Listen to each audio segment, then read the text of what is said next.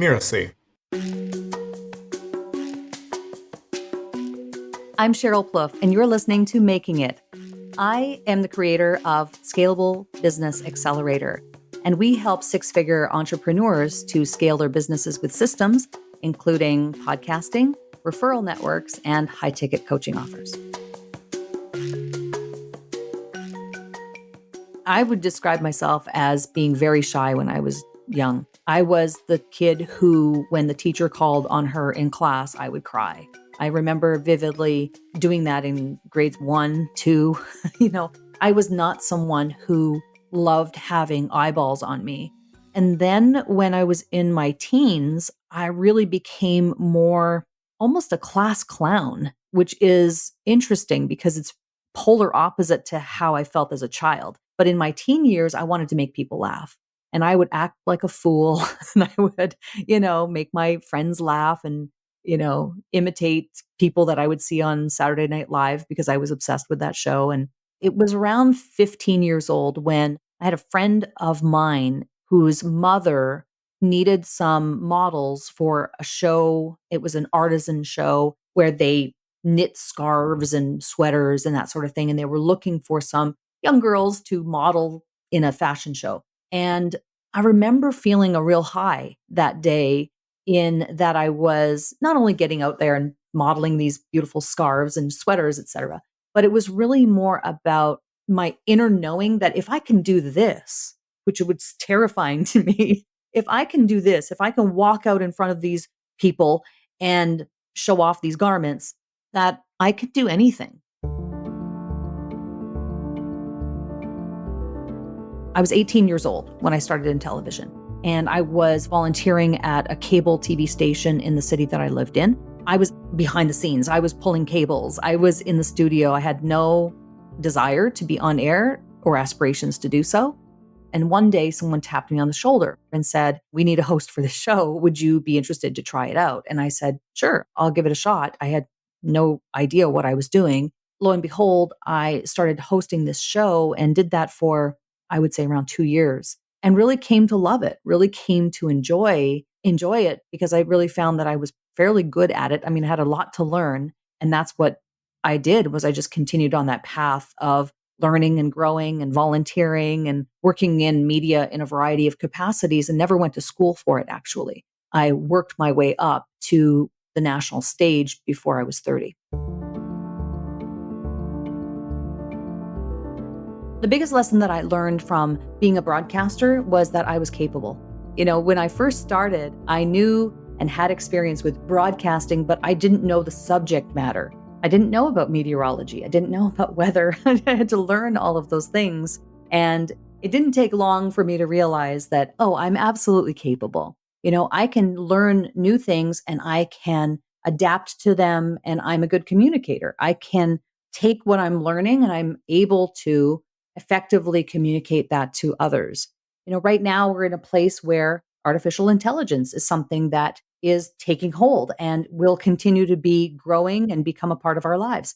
So because I love to learn and because I'm inquisitive, and I think because I have the want and the desire to learn new things, I'm able to dig into that and form opinions and go out there and share that with other people. So this ability and I guess capability of just knowing that I'm able to do that. I'm really good at being able to take in new information and synthesize it and make it palatable for other people and, share what I know. So the biggest lesson for me over the time that I was a broadcaster was just confidence. I think it was really about confidence for me and seeing that, the girl who grew up shy, the girl who would cry when the teacher called on her in school in grade 1 has come a long way.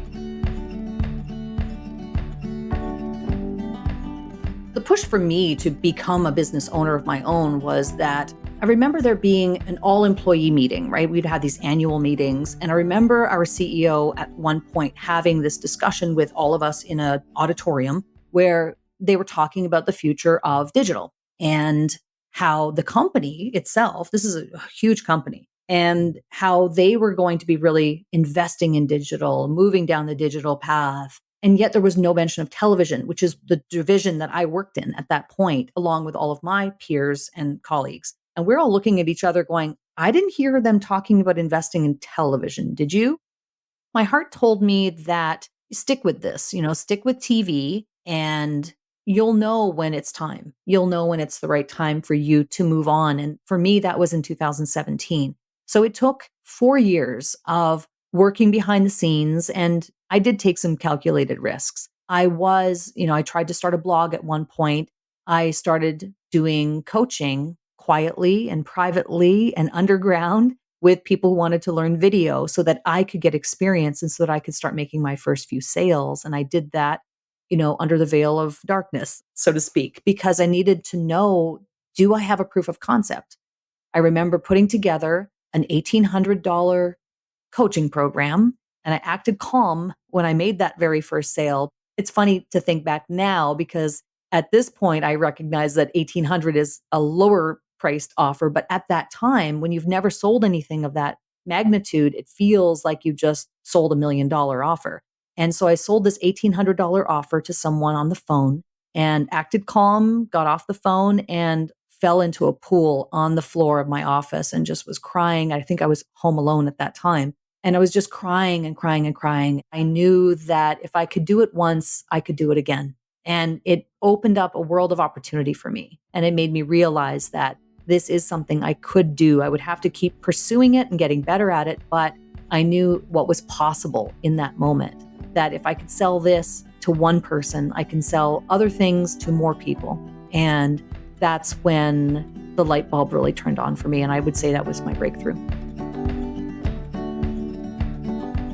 I don't think that I've made it yet because I don't think in those terms. I don't think of, I'm going to do these things in order for me to make it, because my mind thinks in the form of a journey. It's really about, and this is something that when I started the business, I really wanted to create this as a lifestyle business. That was my intent all along.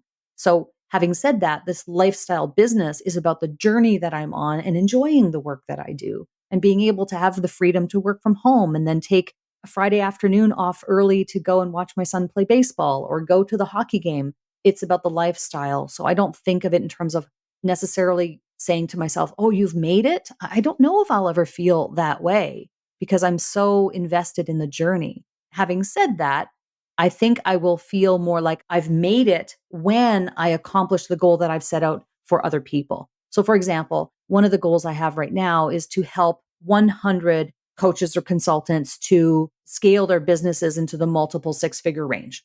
That's a goal that I have.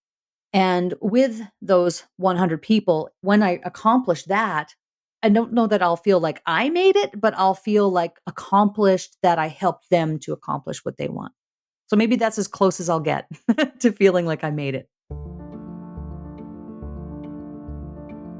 Making it to me feels like building a life that is fulfilling and that suits the way that you want to live. It's really about lifestyle, in my opinion. Making it to me is being able to have the freedom of schedule to not be capped in terms of your earning potential. Making it to me is being able to contribute to causes and charities that are close to my heart. And making it is having an impact on other people. I feel like that's the stage that I'm in life, where I've had the great fortune of having this wonderful career of being in front of people and doing a lot of public speaking and television and media and all of those things. So now I feel like I'm at a stage in my life where I want to put other people on the pedestal. I want to help other people step in front of the camera or be on their own stages. I'm Sheryl Plouffe, and you've been listening to Making It. You can find me on LinkedIn or at SherylPlouffe.com. Making It is part of the Mirasee FM podcast network, which also includes such shows as Course Lab and Once Upon a Business. This episode of Making It was produced by Danny Bermant and Geoff Govertsen. Cynthia Lamb is supervising producer. Danny Eni, that's me, is executive producer. Post-production by Post Office Sound. To catch the great episodes that are coming up on Making It, please give us a follow on Apple Podcasts, Spotify, or wherever you're listening right now. And if you like the show, please leave us a starred review. It's the best way to help us get these ideas to more people. Thank you, and we'll see you next time.